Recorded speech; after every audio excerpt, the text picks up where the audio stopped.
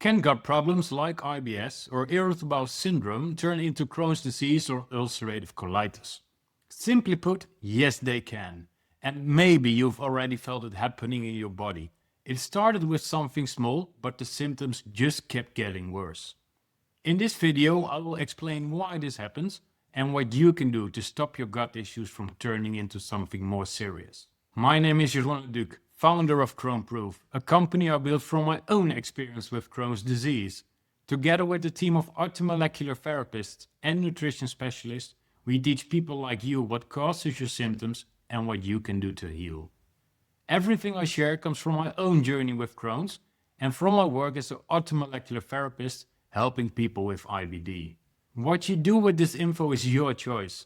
If you have symptoms or feel worried about your health, please talk to your doctor. This video is here to give you insights, not to replace medical advice. That being said, let's begin. To explain how gut problems and IBS can develop into IBD, I first want to show you what these words mean. So let me explain how a diagnosis is made and what it means when you are told you have IBS or IBD. Let's take Eva as an example. Eva is a 32-year-old nurse. Sometimes she feels bloated or sick after eating. A few times a week she suddenly needs to go, and if she doesn't get to the toilet fast, she might not make it. But overall the symptoms seem okay. They don't really affect Eva's life that much. With someone like Eva, who clearly has gut issues but no diagnosis, we simply call it gut problems without a diagnosis. If Eva decides to go to the doctor, they might run some tests for her. These tests depend on the country someone lives in and the choices the doctor makes. So even from the start, the experience is different for each person, and so is the journey they take to find out what's going on. Some doctors only feel the belly and give the diagnosis of IBS, just based on that. In some cases more tests are done. This might be a stool test to check for common bacteria, or a calprotectin test to see if there is active inflammation in the gut. Sometimes they use a colonoscopy, a small camera that looks inside your intestines. If none of these tests show a clear reason for the symptoms, the doctor will tell you have IBS. As a patient, this doesn't really help. You have gut problems, but no one knows what's causing them. There is no real solution, no treatment to actually make things better. Sometimes people even are told you just have to learn to live with it. But hey, at least you now have a diagnosis, IBS. That's just a name, it means your gut is sensitive. But you already knew that, didn't you? Let's move on to IBD. Crohn's disease and ulcerative colitis are grouped together under the name IBD, which stands for inflammatory bowel disease. In 2015, I went to the doctor because I had terrible stabbing pain in my belly. It started once in a while, but over a few months, the stabs came more and more often. At one point, I even started writing down the date and time of each one. They went from monthly to weekly to almost daily. Looking back, my stool had been off for years, but I kept telling myself it was nothing. Around the time I started getting those stabs, or maybe even earlier, my loose stool was often mixed with blood. I ignored those symptoms for a long time. Flush it and forget it. Until the day the symptoms got so badly I couldn't deny it anymore. Something was really wrong in my belly. I had no other choice than to go see my doctor. In my case, they started with a blood test, which showed high inflammation levels, followed by a colonoscopy. During that test, they found inflammation and narrowing in my intestines, right where the small intestine connects to the large intestine. What they didn't do, but could have, was a calprotectin test in the stool, which shows if there's active inflammation in the gut. When active inflammation is found in the gut, like it was my case in 2015, everything takes a very different turn. Depending on the pattern, depth and location of the inflammation, you will get a diagnosis of Crohn's disease, ulcerative colitis, proctitis, pancolitis, or another diagnosis that fits the pattern of the inflammation. When I woke up after the colonoscopy, I was asked to come into the office of the specialist. There I was told I had Crohn's disease. They told me, your immune system is attacking your own body. The only thing you can do is take medicine to suppress the immune system.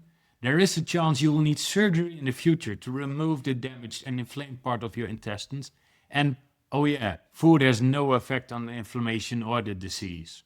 This is what I went through and what many others experienced too. So, to sum it all up, people with gut problems or IBS, they have symptoms where the real cause hasn't been found by the tests done so far. That's why there's no clear plan or steps to actually fix the problem and why it's labeled as a syndrome. When inflammation is found in the gut, a diagnosis is given based on the pattern of the inflammation. In the first case, you have symptoms.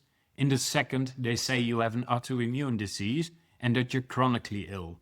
Do you understand the difference? Now the big question, if you have gut problems without a diagnosis or IBS, can the symptoms get worse over time until you end up with a diagnosis like Crohn's disease or ulcerative colitis? What happens when you have gut problems? If your gut isn't working right, then something in your digestion isn't going well. I mean, if everything worked fine, you wouldn't have symptoms and you wouldn't be watching this video either. Signs that your digestion is off might be that you feel bloated or that there's a lot of gas. You go to the toilet a few times a day.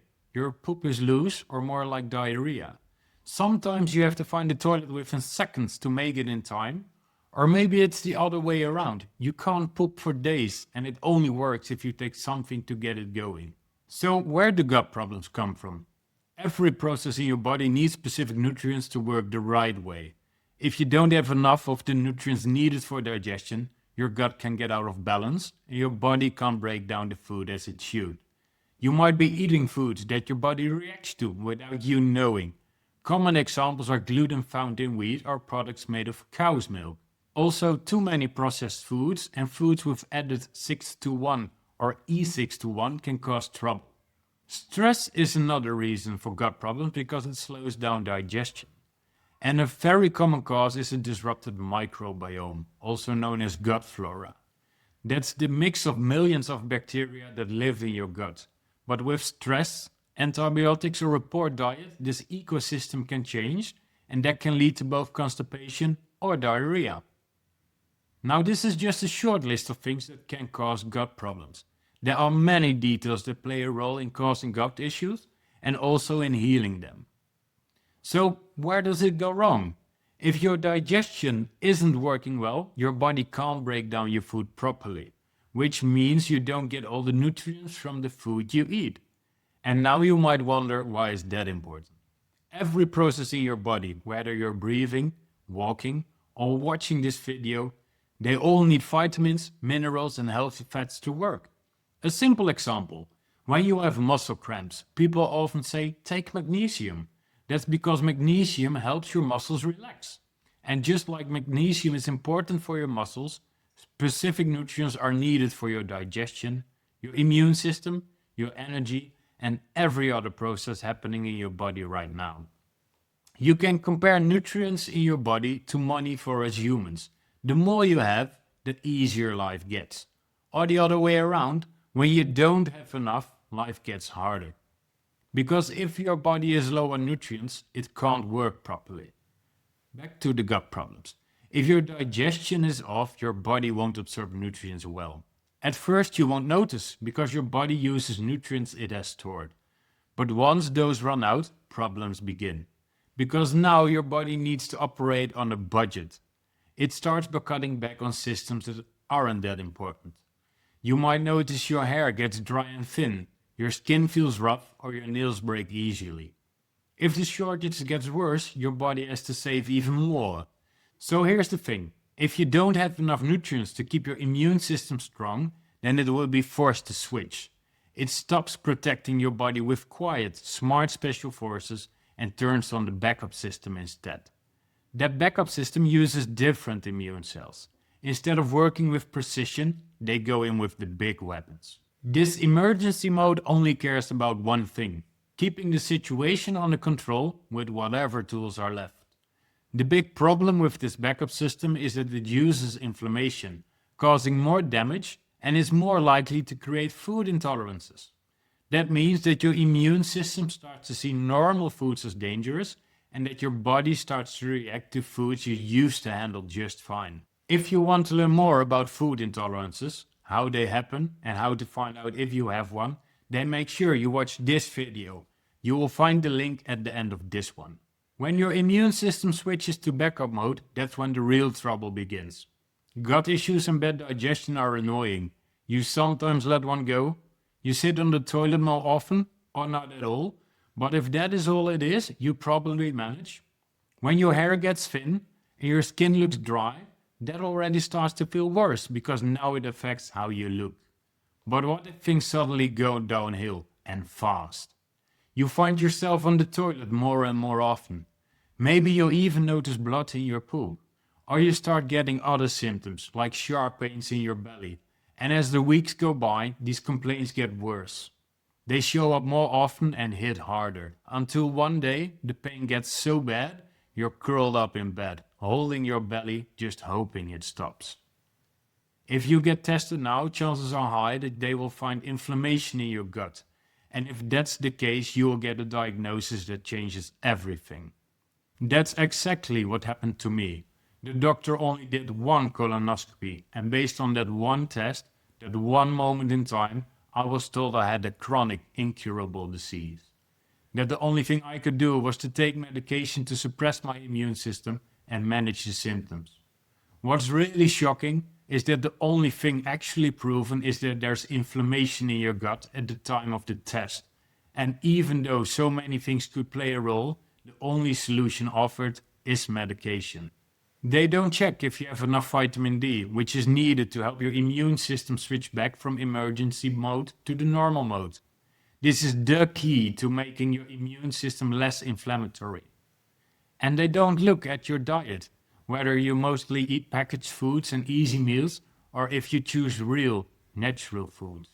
Or on a deeper level, if your immune system has created specific intolerances and allergies that are causing inflammation in your gut. They don't test your gut microbiome to check for bacterial overgrowth, fungus or parasites that mess with your digestion and keep your immune system constantly active, trying to fight off the invaders in your gut. And the same goes for the slimy layer that protects your gut wall, called the mucosa. When that layer gets too thin, your gut becomes more exposed to everything inside it. As you can see, there are many different reasons why inflammation in the gut can begin. In the video First Aid for Flare-Up, I explained this in more detail. I've also linked that video at the end. There are so many reasons why inflammation can start in your gut, but all they tell you is from now on you have a chronic and incurable condition. That the only thing you can do is to take medication to suppress your immune system. If minor medication doesn't work, you get heavier ones. And if somewhere in your life you decide to quit, it is often just a matter of time before your complaints come back because the real cause is not addressed yet. Do you now see how digestive complaints can turn into something more severe?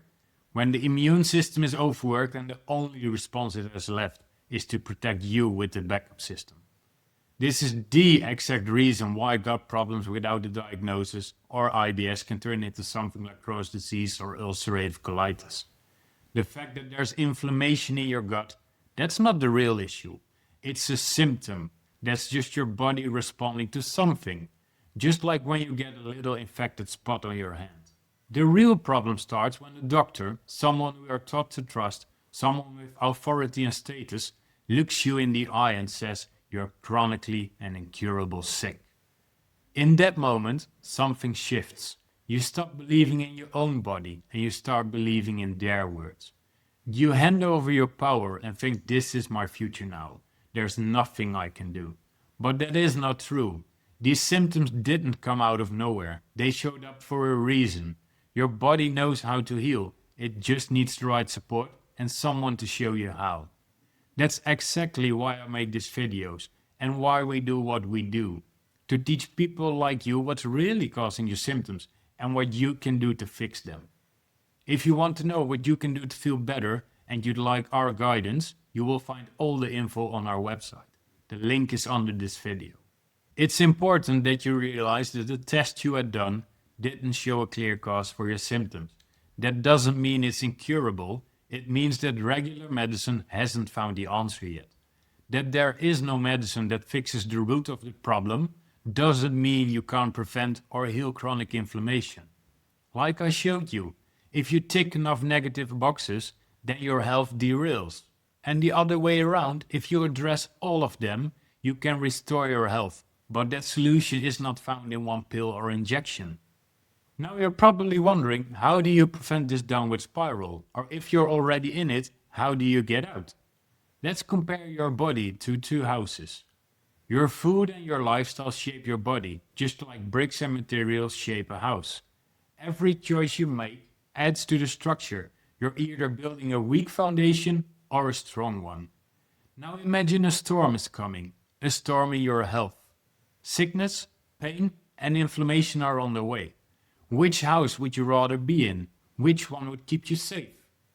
I'd pick the strong one on the right, wouldn't you? So how do you build a body that's just as strong?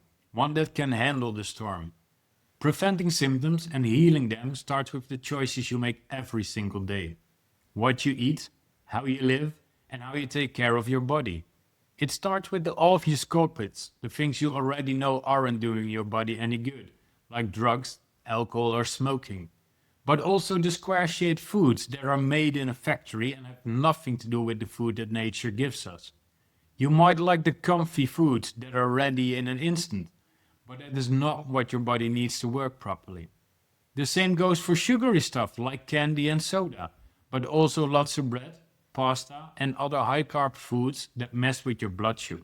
Another big problem for our health is lack of movement. When you wake up in the morning, you've just spent the whole night lying still. Then you walk to the couch where you sit down to start the day with coffee. You get in the car, drive to work and sit behind the desk all day. Then you drive home and sit on the couch again until it's time for bed. This lack of movement is called the new smoking. You can already improve your health by walking at least 15 minutes a day. It's even better to move more or choose to exercise regularly. This also has a positive effect on your mood and it lowers depression. So out with the stuff that doesn't work and in with the right foods for your body. Many studies show that fibers in fruits and vegetables are super important for your gut. Why? Because the bacteria in your gut use those fibers. While using them, they make a substance called butyrate. Butyrate helps the good bacteria in your gut grow and stay strong, so the bad ones don't take over. Butyrate also helps build mucosa, that thin protective layer in your gut. It creates a stronger wall between your body and all the things living and moving in your intestines. Even more important, butyrate helps regulate your immune system. That means that your chance of getting gut inflammation goes down. And if you already have inflammation, butyrate helps to calm it down. Here are 2 tips. First, make sure you choose organic fruits and vegetables. The pesticides used on regular produce can mess with your hormones.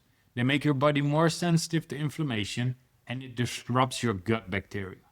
This can lead to gut issues and make it easier for inflammation to start. Second, if you don't eat many fruits and veggies yet, build it up slowly.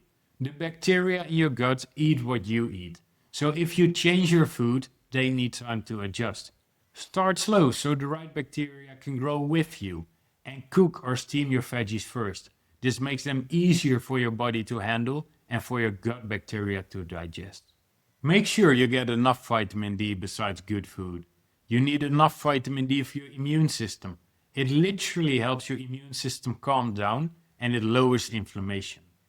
So, how do you get enough vitamin D? In countries near the equator, the sun is strong enough to help your body make vitamin D most of the year. You can also get some vitamin D from foods like liver and egg yolks. But what if you don't live near the equator? Like myself, I come from the Netherlands, far from the equator. Here the sun is only strong enough to make vitamin D in the summer, and only if you actually spend time outside. The rest of the year, the only way to get enough is through food or supplements. That is why I personally take a vitamin D supplement in fall, winter and spring. You can easily check if your vitamin D level is okay. Ask your doctor to test it. If they won't, you can order a home test online and check your levels with just a few drops of blood. I personally keep my vitamin D between 80 to 100. And remember, enough vitamin D helps your immune system switch back from emergency mode to the expert team. This way you create less inflammation, and if you already have it, it helps your immune system calm down. It's also important to choose healthy fats. In Western diets, we eat a lot of fats that increase inflammation. I'm talking about margarine, light spreads, frying fats, and all those products made with oils like sunflower, canola, or rapeseed oil. These fats put extra stress on your body and actually contribute to inflammation. Instead, choose real fats like butter or coconut oil and make sure to eat fatty fish regularly. And on the days you don't, take a high quality fish oil supplement. These fats help lower inflammation and support your immune system. If there's one thing I want you to remember, it's this. If you have gut problems or even IBD, look for the real cause of your symptoms. Consider doing a food intolerance test to see how your body reacts to certain foods, or a stool test to analyze your microbiome and check for any pathogens that might be triggering your immune system. That way, you will uncover the real triggers inside your body. And take an honest look at your life and your lifestyle. What kind of food do you eat every day? When are you going to bed? Are you exercising? And what about stress? What is keeping you up at night? Take a closer look at how you live, what choices you make each day, and whether those choices truly support your health. Be honest with yourself.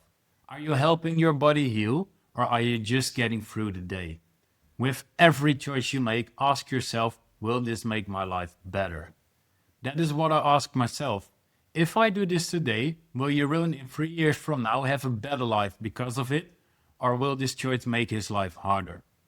By making choices that support your future self, you build a healthier body and a better life in the years ahead. The time will pass anyway. 3 years from now will come no matter what. And you will become someone. You will end up somewhere. Every small choice you make each day shapes where that is. So keep your future self in mind. Where do you want your life and your health to be in the near future?